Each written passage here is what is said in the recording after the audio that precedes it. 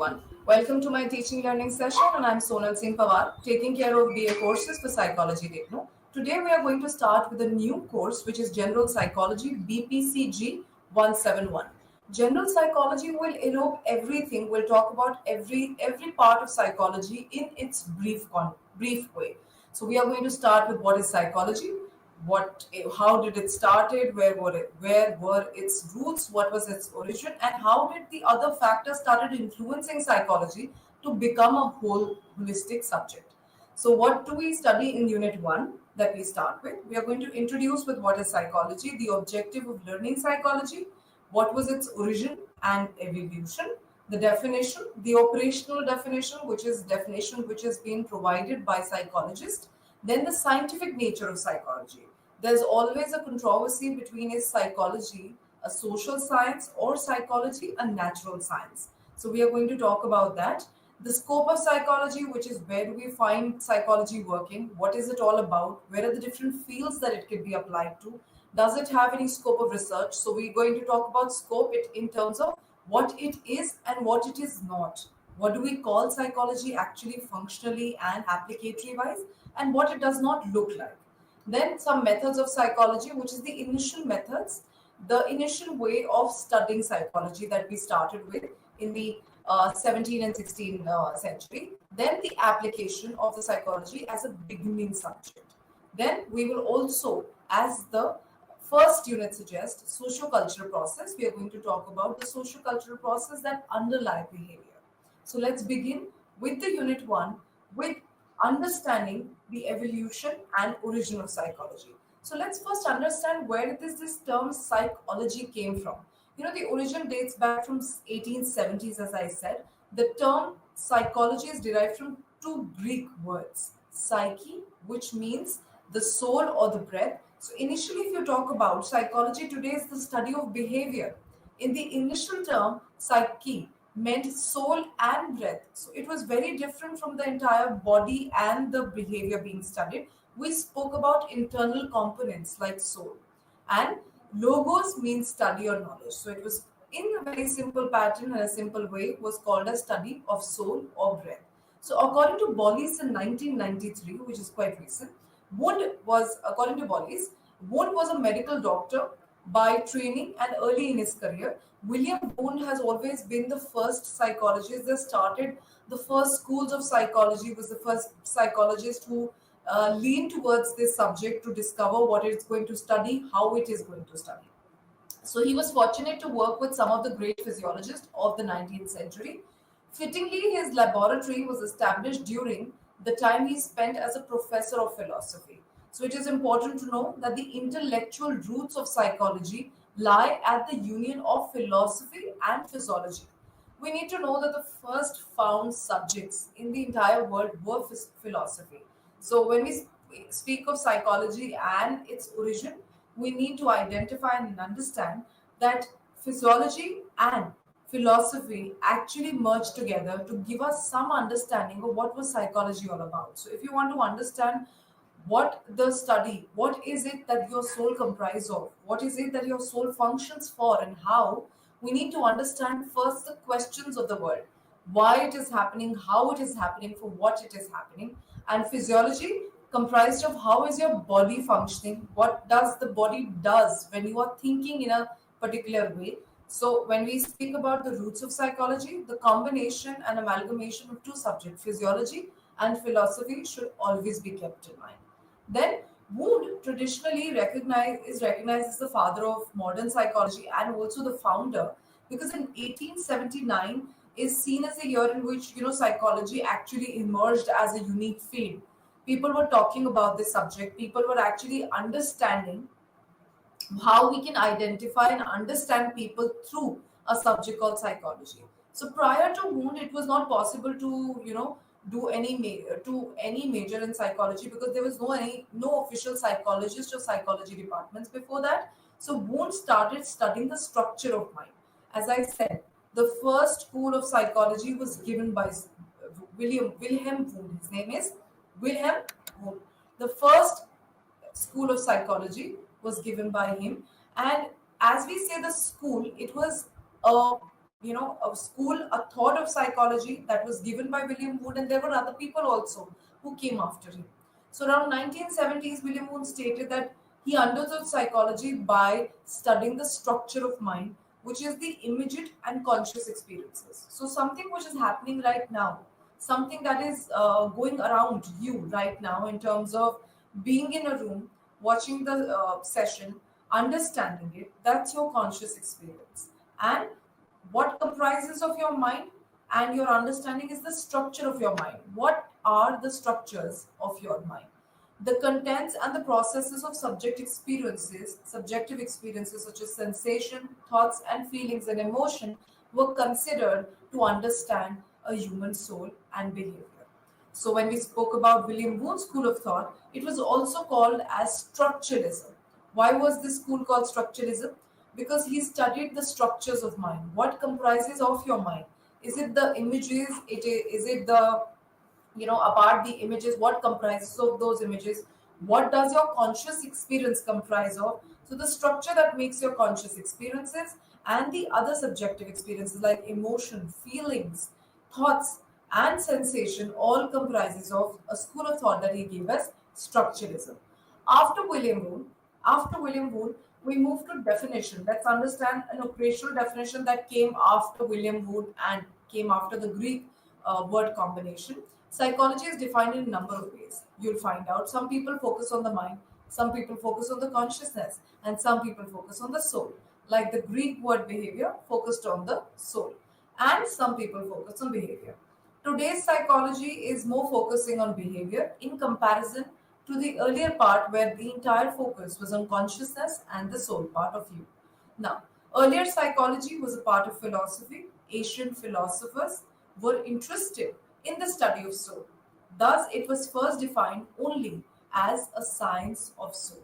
So, the initial times in 1800s and 70s and 80s, the understanding of psychology was always expressed in terms of soul, a science of soul.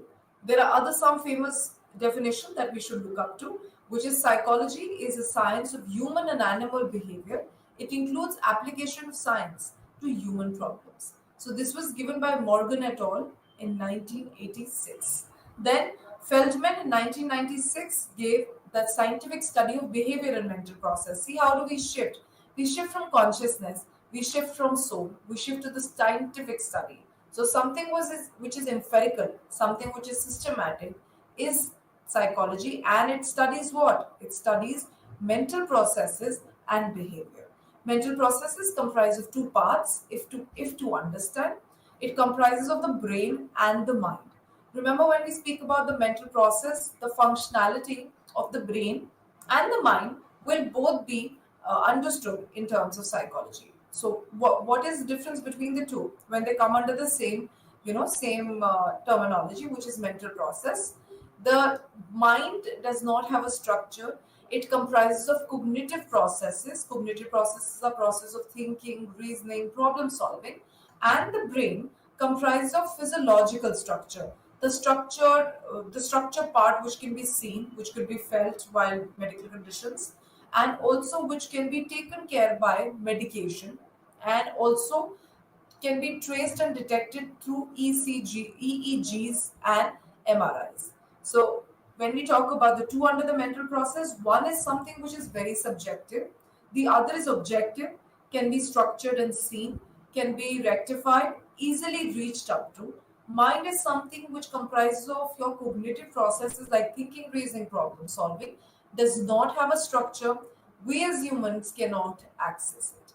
So that finishes with the scientific study of behavior and what mental processes comprise of. Feldman in 1996. Then a science, another definition which was given by Ising. We've studied Ising in personality.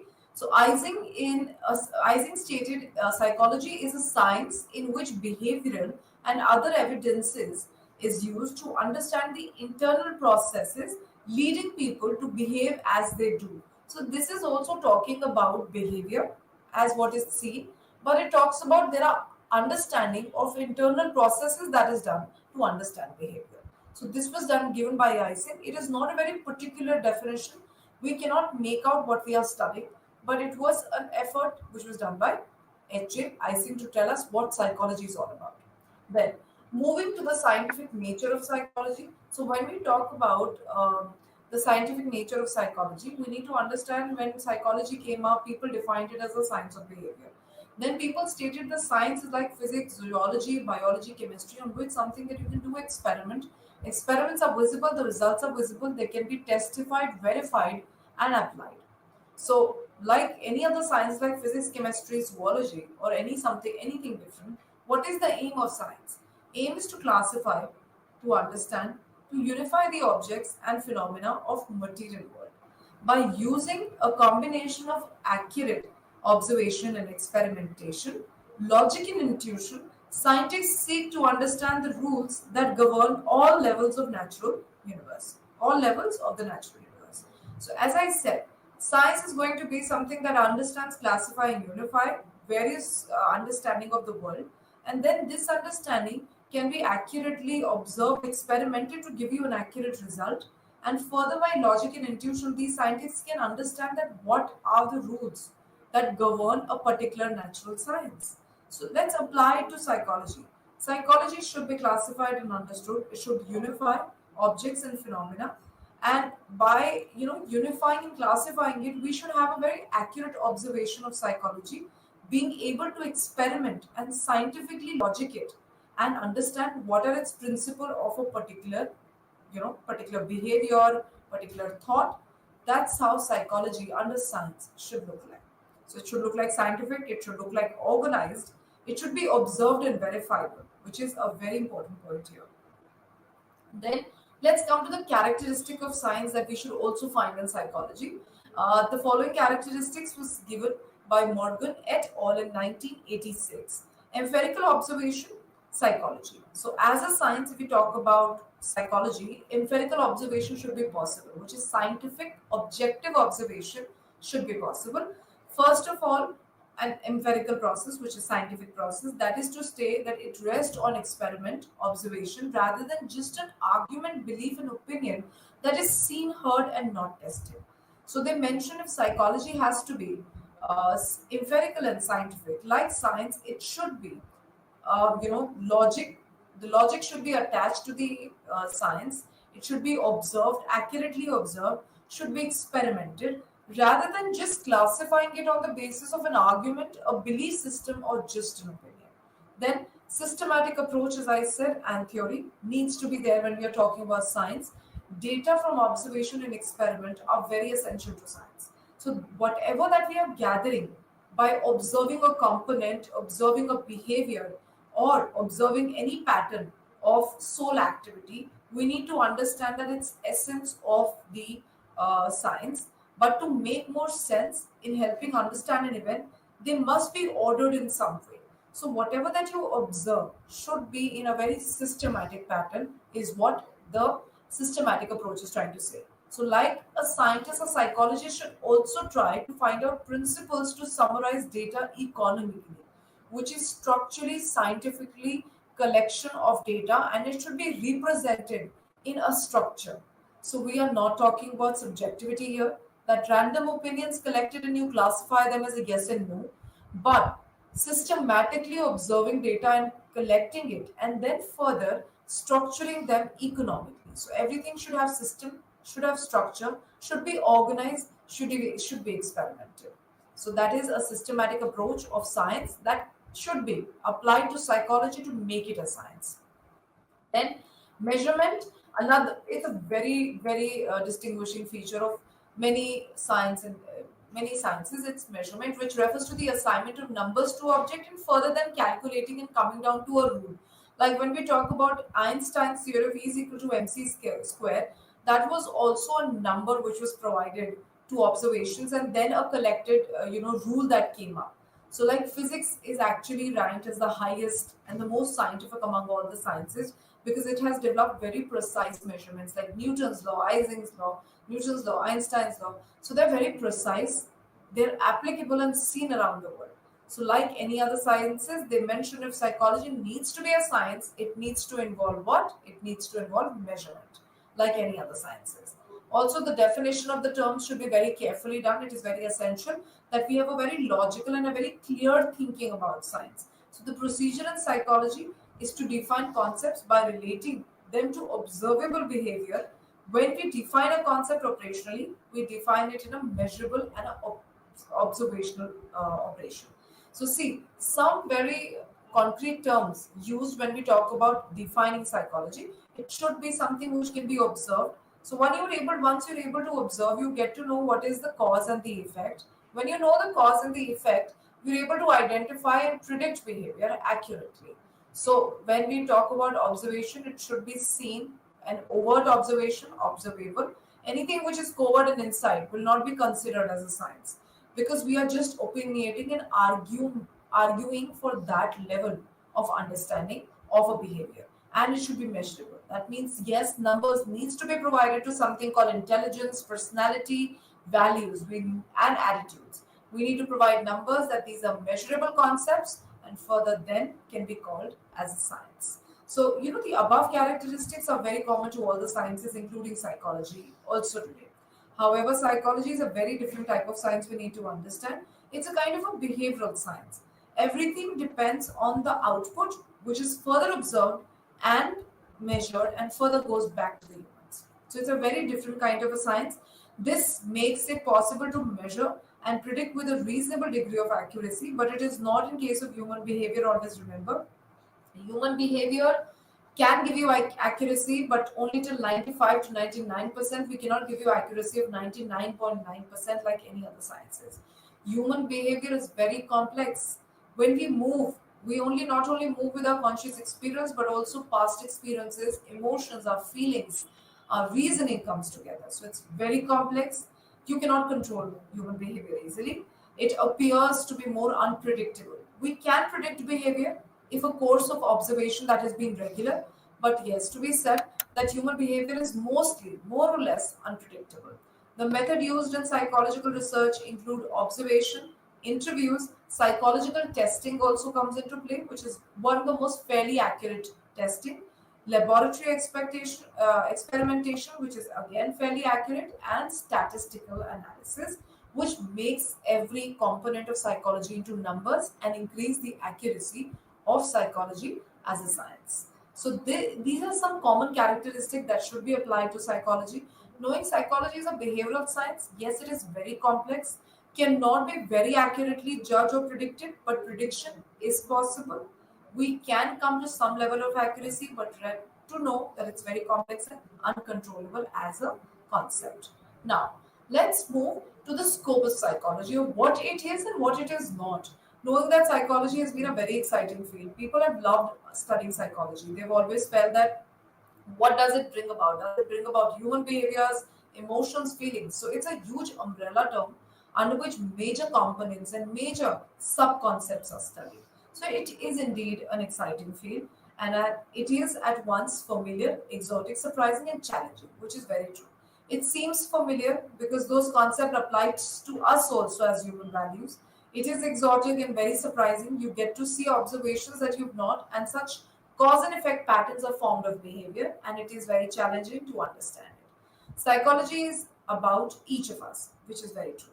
According to Parmeshwaran and Veena in 2002, some people regard psychology as a part of philosophy, others equate it as magic. This was like how it all started, and some view it as madness. Still, others are of opinion that psychologists are either mysterious people, and their interest in psychology arise from a very uninformed curiosity. So, in the initial time, Parmeshwaran and Beena stated that people felt that psychology was a study which brings about mystics or mysterious concepts in people, and people just do it out of curiosity that comes into them. Also, later many of them feel that the main use of psychology is to treat mentally ill individuals. See how things get better. And yes, one of the major use of psychology in its studying is to get life better and uniform for all the people. While certainly there is an important areas of application, yet it is not only area, the various other things. Psychology, like all academic discipline, has its own concepts such as intelligence, personality, stress, learning, memory, attention, perception, thinking, etc. Many of the concepts of psychology are familiar to you, but many might obviously be very new. Psychology is the science of behavior, attempts to explain the how and the why of behavior, which we just duly understood. While understanding it as a science, we observe behavior, understand how it is happening, why it is happening, and where it can be applied. The knowledge of psychology can be applied to various problems facing human being faced by human beings, be it be home, society, workplace, maybe the entire world when we talk about making people seem fully functional. So this is what's the scope as and when the time went by evolved. Also, let's start with methods of psychology. Speaking about the methods, we need to know psychology when we talk about making it systematic. Always spoke about that we need to understand psychology, we need to start measuring it, experimenting it. So experimentation itself is one of the most used method that we had, which gave a lot of accuracy and a lot of understanding to psychological behavior. So the first method is experimental method. We'll give you a little brief also apart the text that we have. See, in this method, we start investigating the research problem. I'll put out a research problem also. With the help of available literature, a hypothesis is formed. So I'm giving you a research problem right now. Let's take, we want to understand concentration of children. And today, teenagers and adults, teenagers who are in the college, and the late teens, which are 18, 19, who have just entered college, they've started using stimulants, which is caffeine, to keep up with their concentration. So let's understand, we want to study concentration. So our research problem, this is an experiment that we are doing. So for an experiment, we need a research problem. So the problem is the impact of caffeine on concentration. So speaking of that, the available hypothesis could be with the literature. So when you speak about the literature, literature is all the researches, all the journal article writing, or little small researches which is being done in your topic. So if caffeine consumption, if there are researches on teenagers, if there are on concentration of teenagers and adults, so we can make up hypothesis on the basis of the literature. So if you actually check out literature and the trend, we will realize that the caffeine consumption now is starting at a very early age. When we speak about the early age, children were started having caffeine and adults started having caffeine at the age of 27, 25. Today, children at the age of 15 are consuming caffeine. So when we speak about this, so literature does tell us that caffeine consumption is increasing. It is becoming a stimulant in both teenagers and adults. Adults that are working, so and teenagers who are studying and find themselves extremely stressed. So hypotheses are formed. What are hypotheses? Hypotheses are tentative answers to the problem questions that we have. So let's see, R is impact caffeine consumption on concentration on of adults and teenagers. If we say that the coffee consumption increases the level of concentration, that is a tentative answer to the question that we have. Another that we can have is caffeine consumption decreases the level of concentration. So your focus, your attention goes down if there is caffeine consumption. And another hypothesis, which is a tentative answer, is that there is no connection, there is no relationship between caffeine consumption and concentration. So see, the experiment further is then conducted. What do we do after the hypothesis is given? We start collecting data. How is data collected? We need to identify what tool are you going to use. So experiment does uses a tool. So when we talk about a tool, the tool could be psychological testing, it could be observation, it could be experiment itself. How can we experiment? So if you want to experiment, we manipulate two kinds of variables, independent and dependent. Let's find out what is the dependent and independent variable in my hypothesis. So caffeine consumption on concentration. Independent variable is the variable that you will manipulate. So what are we manipulating? The consumption of coffee. So if I do an experiment, I can manipulate the consumption of coffee, which is I can give 5 mg coffee to teenagers and probably 250 mg coffees to an adult for an entire day. So this is coffee consumption that I'm variating, which is called the independent variable. And the impact on the independence variable impact, which is seen on the variable, is called the dependent variable. So dependent variable is usually the effect. It's usually the concept that you're studying. So what are we studying here? We are studying concentration, and Drinking coffee will impact what? It will impact the dependent variable, which is the concentration. Then the goal of the experiment is to explore facts and causes. Now we conduct the experiment. Always remember, it's not mentioned. I'll help you support it. An experiment always have two kinds of group: control group and an experimental group. Remember, experimental group will have the independent variable, and the control group will not have the the independent variable, but something very similar. So, for example, I made three groups. I made two experiment and one control group, which is I am providing 5 mg of coffee to teenagers and adults in one group. Again, manipulating experimental because independent variable is present there. A second experimental group could be I am mixing caffeine with chocolate powder and giving it to them.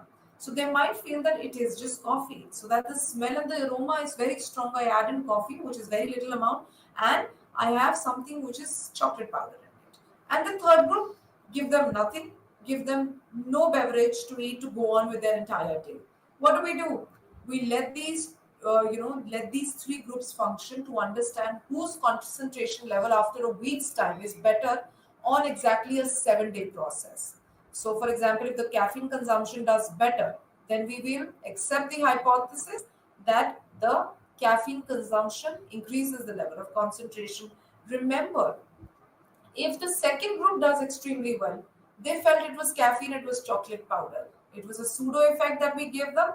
So that means it does not have any impacts. Ideally, coffee and concentration has no relationship. And when we talk about the one which has not drinking coffee, their concentration remains fine and intact, which is no hypothesis will be accepted. Once the hypothesis is accepted, we declare the data. The data statistically is analyzed. Analysis is reflected on pie charts and graphs. You discuss and conclude your research. That's how an experimental method functions, by finding a question, a hypothesis, independent dependent variables, groups, conducting it, getting the data, either statistically analyzing it or just analyzing it qualitatively and giving results and concluding it and report writing. So that's how an experimental method is a fantastic method to study and observe and experiment human concepts. Then the second method that we talk about is correlation. Correlation is something that we usually study a lot of time. Correlation has been a very famous study all through. It refers to analysis of how change in one variable can cause changes in another variable.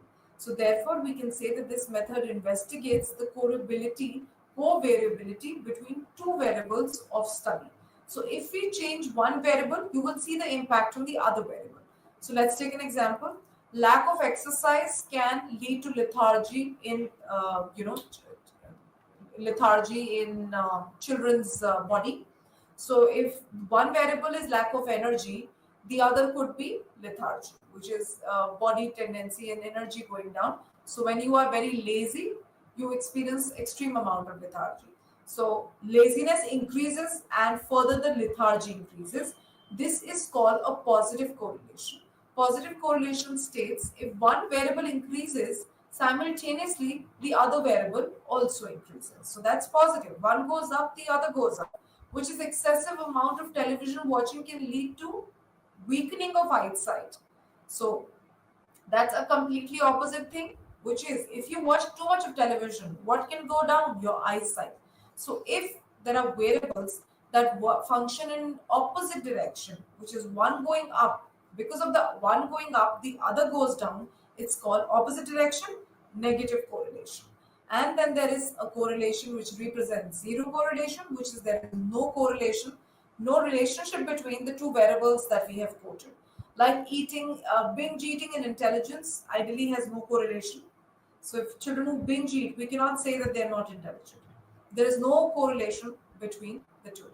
So speaking of the correlation, remember, the value of correlation coefficient varies from +1 to -1. Perfect positive is +1, perfect negative is -1 that we have. And it represents negative correlation is represented by 0.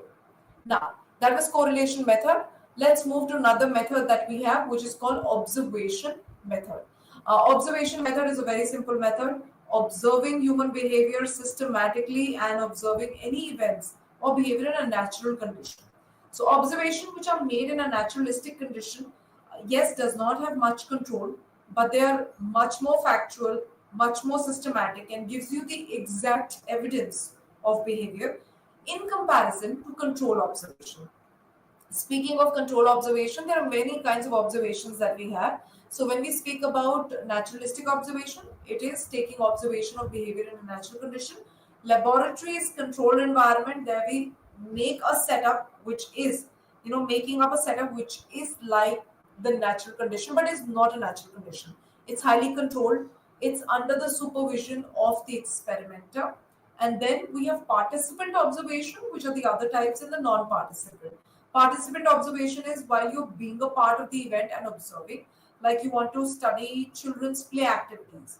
You go and play with them. So that's like a participant. You yourself are being a part of this. So that's called something as participant behavior. Also, the other that we speak about is non-participant. Non-participant is watching from a distance. So your presence should not influence the children. Like your presence should not be influencing the children that you're watching. So, a distinct observation is a non-participant. So, what is observation? Observing is making systematic observation of the event or behavior in a naturalistic environment. And after making observation for a number of times, researchers attempts to seek the reason behind it. So, first kind of observation is naturalistic, laboratory, participant, non-participant. This completes with the methods of psychology, and let's move to application of psychology. Speaking of application, we need to understand today psychology is seen in variety of field. Children are not only studying one field, but are multi-field. Fields which are mentioned here could be less. There might be many other fields that you might see today in psychology, apart the ones which are mentioned. So the application of psychology as a field is clinical psychology. Clinical psychologist does psychotherapy. It's not Clinical psychology refers to treatment and diagnosis of major psychological illness, which is finding out the diagnosis, the cause, the treatment of those psychological disorders and emotionally troubling disorders. So remember, clinical psychologists are always treating the high-end disorders that we have. And on the contrary, let's do the counseling psychology first. Counseling psychology, yes, is a little more personal, I feel, as a counseling. This kind of psychotherapy researches the emotional behavioral concerns of everyday life. This branch deals with people having personal problems like career choices, failure in life, mild emotional troubles, behavioral problems, problems of overeating, problems of overthinking, lack of concentration, recurrent failures in their jobs, not being able to socially connect with people, which is lacking of social skills. So, if you see this, counseling psychology is a little more personal in comparison to clinical psychology. Clinical psychology comes with a very concrete aim and solution, which is identifying the psychological disorder and trouble, which is of emotional and psychological in nature, and diagnosing it correctly, finding the causes, and providing the treatment.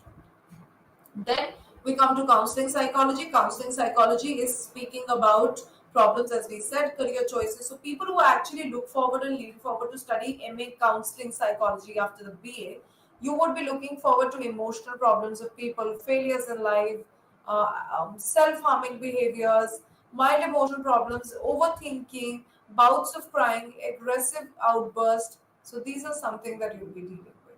Now, another field of psychology is community psychology. This is a field which promotes community-wide mental health through research. So this is a kind of a field which works towards the community, prevention, education, and consultation. Community psychologists apply psychological principles and ideas, points of view point of view to help solve social clustered problem of society, maybe a, a, a problem which is a part of that one sector of society. And I feel with community psychology, you can take an example of NGOs, non-governmental organization working for a particular area. They look forward for their mental health. They look forward to their sanitation, their health, providing them needful the required items for their survival. So this, as a mental health area of research, looks forward for an entire community by preventing, educating, and consulting that specific community. So these are three. Then we move to educational psychology. Educational psychology is a very newly found psychology that children and even adults are researching on. Uh, Now, because educational psychology will also talk about national, education policy. There are people associated to national education policy that are educational psychologists. So this field will investigate classroom dynamics and teaching styles, learning styles to be involved, developing new tools and techniques and testing for children. So if children know that during the pandemic time we had board examination which was done in two parts. The reason for two parts was to reduce the amount of stress that happens exactly at the year end, the entire syllabus coming. So pandemic was a time which children were already very emotionally saddened. Their physical health was going down. So they divided the entire thing into two, which is first half and the second half. So that was like new testing policies of education for board classes like 10th and 12th. We also seek to identify new learning styles, also educational programs which are suitable for a flow of education among students. This branch also deals with problems of children having difficulties in school efficiency. So, identifying problem children and helping them increase their efficiency using the school tools or learning tools being better. So, educational psychology today is gaining a lot of scope in even in our country. Then we have forensic psychology. The field of investigates problems of crime, crime prevention, rehabilitation programs, prison courtrooms dynamics, and select candidates for police work. Forensic psychology is also again another growing science in our country. Rehabilitation programs are running across the world for different things, not for pickpocketers, for prisoners, for people doing small crimes, preventing it, knowing the reason behind it, facilitating them. So forensic psychologists mostly work with the judicial system. So policy making and everything should also be something that you're aware and reading about in certain areas, like assessing emotion. What do they do? They assess the emotional and physiological state of people under trials and victims.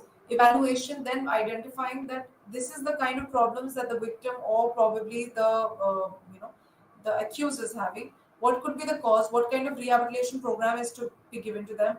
Uh, Taking eyewitness testimony is also another thing which forensic psychologists are getting into to identify how authentic the testimony is and others. So this is again an area which is growing in many folds, and we can look forward to study here further. Then there is industrial and organization psychology, a very well established field today. This field investigates behaviors ranging from selection of candidates, recruiting them, training them, appraisals, performance appraisal, work motivation of employee. So this not only facilitates employees but also facilitates the organization, identifying what is not leading to efficiency and increasing the efficiency of both the client, both the employee and the organization. Environmental psychology, another new field. Effect of urban noise, crowding, attitude towards environment, human use of space that we see today. Environmental psychology can be taken. The twin towers that were busted in Noida lately was one reason of environmental psychology, that how crowding and having multi-story folding of buildings is not allowed in our in our cities. There are reasons for the same. For the reason is the lapse of security that area will have first, overcrowding that it leads to, then natural destruction and disaster that it's calling up. So so many things are something which these experts are accountable for, and the expert psychologists of this field act as consultants also on environmental issues. Like so many environmentally triggered issues which are going in our country, a lot of environmental psychologists are a part of those missions. So that's environmental psychology is a very new psychology, and again a very growing one. Health psychology resided in our country for a very long time. This field of health psychology study the relationship between behavior and health and uses psychological principles to promote health and prevent illness. We can see health psychology not only associated to promoting health and well-being, but also associated to a particular kind of disease to support and remove their myths. Like health psychologists are associated with HIV patients to make them understand better that where is it coming from, and helping them understand the difference between AIDS and HIV and their adaptation and stability in the country, and how well they can function in the country. Also, supporting the cancer-related patients, increasing their morale, so that the entire process and therapy of the treatment of their cancer treatment can go easily, and they can know where is it coming from, and it's possible to get rid of it also. Rid as in to get the treatment of it. So health psychology is actually a relationship between health and behavior that tells us that the better that your lifestyles and behavior is, the better is going to be your health. So it's all vice versa when we talk about health psychologists, mostly found in hospitals today, nowhere else. So that talks about a scope that we talk about. See, even nowadays, let's talk about something that has been coming. Guidance and counseling has been residing in our country from day one. It's one of the most useful for capable psychologists who are looking forward to join in the industry. Guidance and counseling. New ones that are coming is criminology, which is very close to forensic, but criminology will be very closely dealing with victims and accused, taking their testimony, understanding the cause and effect. So these are major crimes, and criminologists are associated to this. Military psychology is also a growing psychology, which is military psychologists to be there, like industrial psychology, to support to support the soldiers and the ones over there, keeping care of their mental health and their physical health, which they usually are deprived of. And mental health is something that we do feel that military is deprived of, and this can support them from now on. A very new field, still finding its scope and growing still. Then we have sports psychology. Yes, another psychological field has grown a lot. You will find so sports psychologists as consultant sports psychologist associated to every team which is playing. You will find a sports psychologist associated not only for improving their mental health and facilitating their performance, but also increasing their morale, motivation, understanding the techniques and tactics of the other team members, and being at ease with competition and taking it very fruitfully. So these are some new, fields of psychology that we have. Now, let's come down to socio-cultural processes underlying behavior. So this is like the head title of this unit, which was 1.7.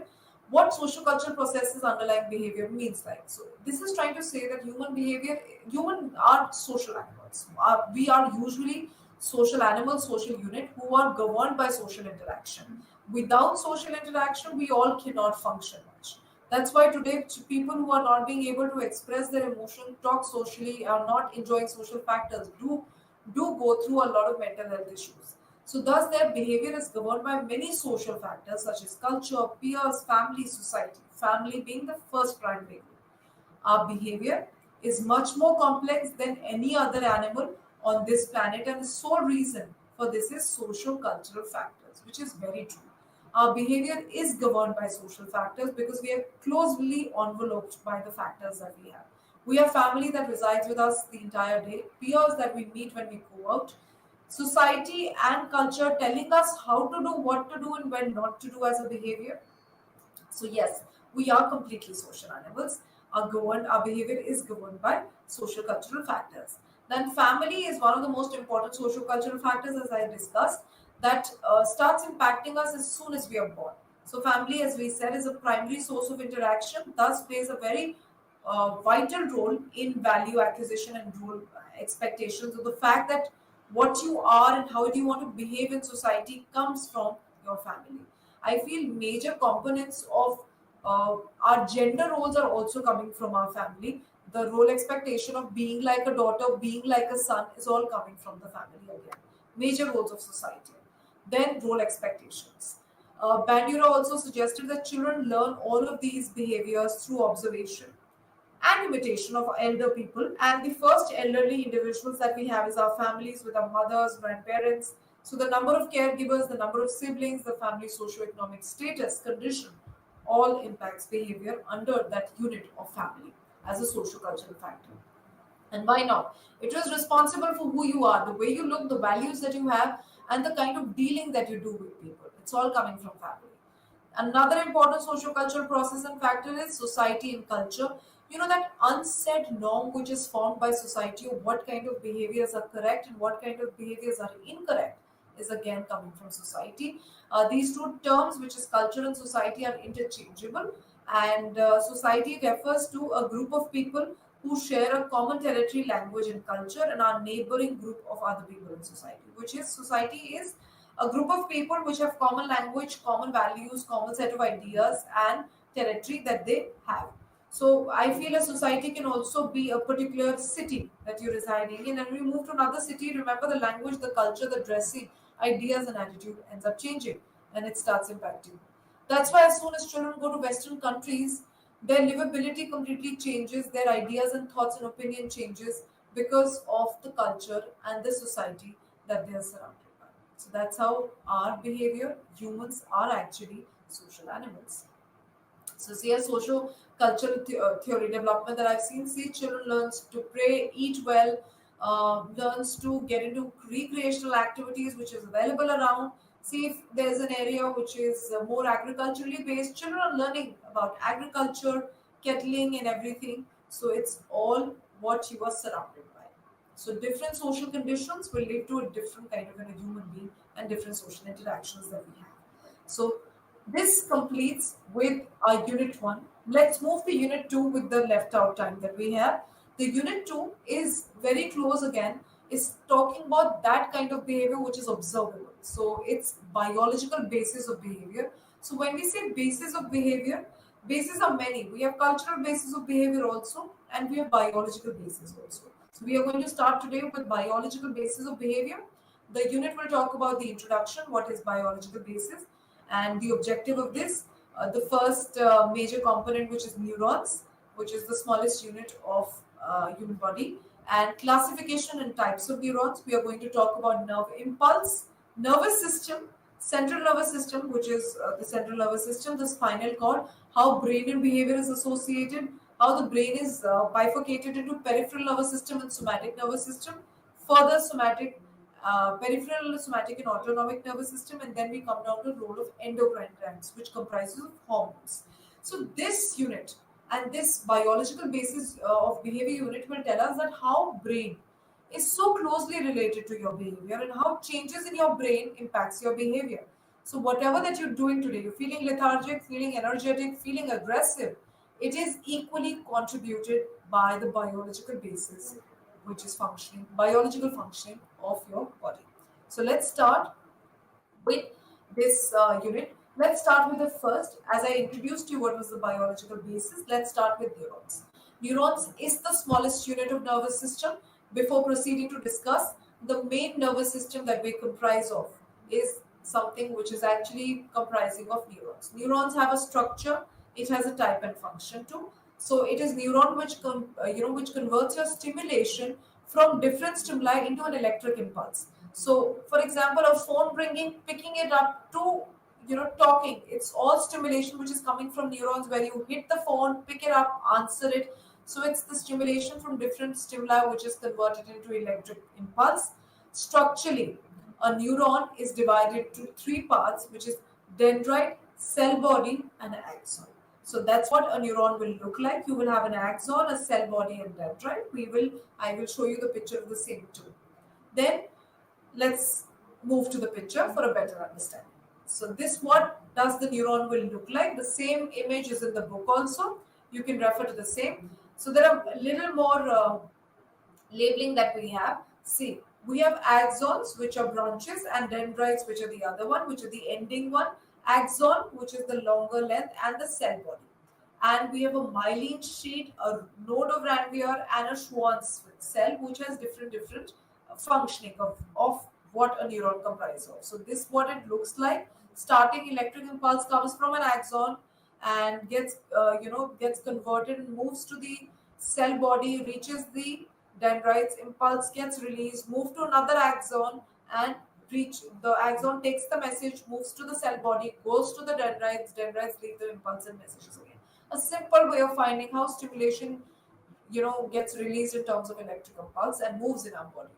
And there are multiple nerve impulses that happens for a small thing, even for drinking water, picking up your cell phone. There are multiple nerve impulses which are conducted. Now let's understand the bushy structure, which is at the end, is called the dendrite. The main function is to receive the nerve impulse from the other neurons and send it to the cell body. So dendrite does what? Receive all the nerve impulse, takes it, and then, as I said, it runs through the cell body. And the cell body is called the soma, the second main part of the neuron. So, how well soma conducts the information is that if the cell body is able to conduct the nerve impulse well, it will move to, to the end part, which is axon, and further the information will move on. For example, if the message is left in between, soma is not able to conduct it and convert it into electric impulse, the message is left in between. So the cell body is called soma, second most important part of the neuron. It's filled with a liquid, liquid called cytoplasm and nucleus in its centers, which is very true. The nucleus in its center. It sends nerve impulse to another neuron through axon and keeps the nerve cell alive and healthy. So yes, the cell body makes sure that your nerve impulse is conducted properly and reaches to the axon. If it is not conducted properly, which is the stimulation does not converts the energy, the mechanical into the electrical, the stimulation into electrical, the message is forgotten and it goes away from there. And then you have to start the chain of stimulation again. It's obviously the axon is a long structure having end buttons called end brushes, and it functions to receive the nerve impulse coming from the cell body and sending it to the end brushes. So similarly, dendrites receiving information, sending it to the cell body, then again going the axon is a long structure, the long structure, and buttons leads to the end brushes, the end brushes disperses the messages, goes to the dendrite. That's how so many neurons are attached one after the other, that we have. So that's how simply a nerve impulse, a stimulation is conducted through the cell body. Now, let's understand some classification of neurons. We do have different kind of neurons also on the basis. So the classifications are on different types on the basis of function, on the basis of structure. Let's understand neurons and classification on the basis of its function, and there are images also. So classification on the basis of function is sensory neuron, motor neuron that you see, and an associated neuron. Associated neuron is also called an interneuron that you see on the image. The first one is the sensory neuron that you see on the image board. See, they are responsible for carrying the nerve impulse from the sense organs and to the brain or the spinal cord. So this is the receiving one. Sensory is always the receiving one. Our sensory nerve is also responsible for the same thing of picking something up and then taking the message to the brain. So sensory is receiving information and sending it from the sense organs to the brain or the spinal cord. Then, when we talk about the motor nerve is something which is giving it out. It is carrying the nerve impulse from the brain and the spinal cord, and it actually shows motor is movement, the muscle movement. Stimulation comes on your muscle and the body, which can be observed. So, that is what is called the motor nerve. Now, associated neuron is something which is also called as interneurons that you can see. These neurons are found only within the brain and the spinal cord. The main function of these neurons are to receive sensory information, process it, and decide how to respond to it. So if there is a confusing message, like children playing quiz, interneuron associated neurons might be working really fast. Gaming is something that involves a very interneuron, functionality being very high, because interneuron is very activated. You need to understand what kind of function needs to go to what kind of motor neurons. So which button, what. So without watching, this the P system being able to play, you need to know associated neuron is sending information from the from between the brain and the spinal cord. These are those neurons which are associating the correct sensory information going to the responding to the correct place. So receiving sensory, managing interneuron, motor, sending it out as a proper functionality.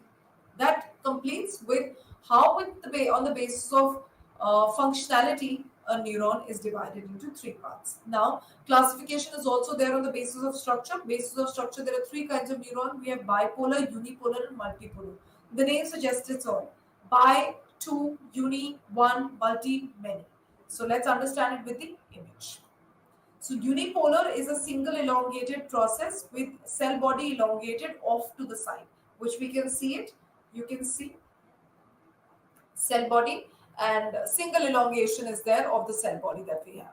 Then we have bipolar neuron. Bipolar are two separate bodies that we have and the cell body. See the cell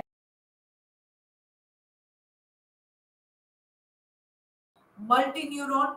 Multineuron is having more than two processes a single axon, multiple dendrites. We see the axon, so many axons, and look at the number of dendrites that we have. So many number of dendrites.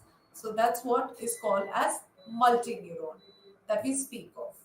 So multineuron are something where the cell body have two and more processes, a single axon with multiple dendrites that we have. And when we talk about unipolar in terms of structure, let's understand it with the text that we have. Unipolar is something, these are one axon separates from the soma and the branches into two. These neurons are involved in sensory functions.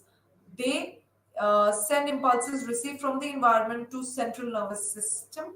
And then we have bipolar neurons. Bipolar neurons have they have one axis, one dendrite which itself branches like a tree. The dendrites of these neurons are always placed at the opposite end. I'll go to the image again so that you have a better understanding of this. Look at this. Look at the bipolar one.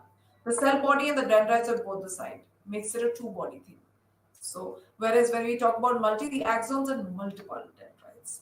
So that's how we can divide them on the basis of structure. I'll read this out again for a better understanding. The single one, which is uni, is the neurons have one axon that separates from the soma and the branches of the branches into two. So there's only one soma that we have. And these neurons are involved in sensory function. They send impulses received from the environment to the central nervous system. So uni ones usually are sending the information from the environment to the central nervous system. And bipolar, they have again one axon, one dendrite, which separates the branch, itself into branches like a tree. The dendrites of these neurons are always placed at the opposite end of the soma. So it's always at the opposite end of the soma. See, opposite end of the soma that we have. And they are few in number, found in retina, inner eye, olfactory, tongue, and everything. Multineurons are those neurons which have one axon and multiple dendrites, which we've already seen in the image. They are located usually in the brain and the spinal cord.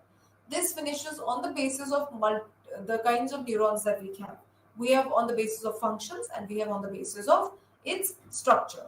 So remember, uni is something which is receiving. Bipolar is usually found in our eye, at our ear and olfactory path, and others are multi ones are in the central nervous system.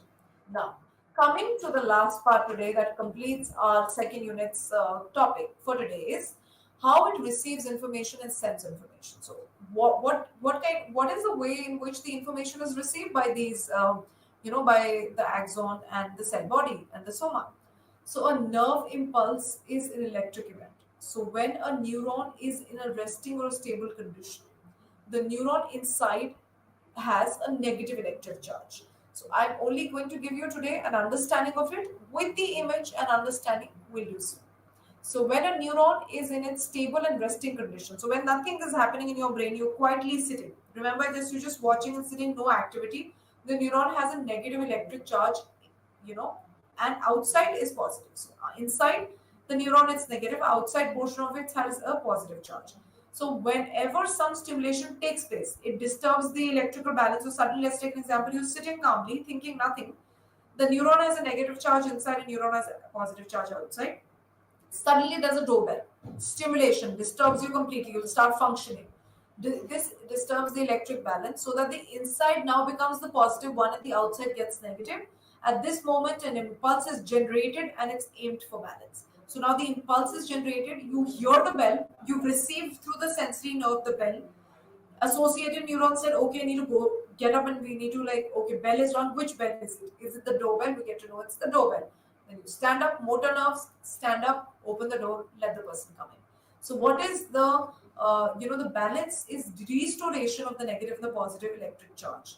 In this process, the electrical disbalance runs throughout the membrane. So if you feel that there are no disbalances happening, there are disbalances happening, they actually run throughout the membrane, and this impulse is transmitted to another neuron by the axon. So once the information is transmitted, once the impulse is received, you open the door. Now you want to go back and sit. Another impulse will be transmitted to the neuron by the axon. This impulse is transmitted to another neuron, always remember. So you have a chain of reaction that goes through neurons one after the other. In this way, a chain reaction occurs till it reaches the concerned part of the brain where the meaning of its impulse is deciphered and the brain sends directives for activity which is for the concerned part of the body. So if you feel that only one neuron is responsible for things, for example, you want to exercise in the evening. Exercising evening will cause the same thing. Sitting at one corner, suddenly being charged up, multiple neurons being responsible. So we continue with the same with an image next time. Hope you understand the session today. Continue with Unit 2 next time. Thank you.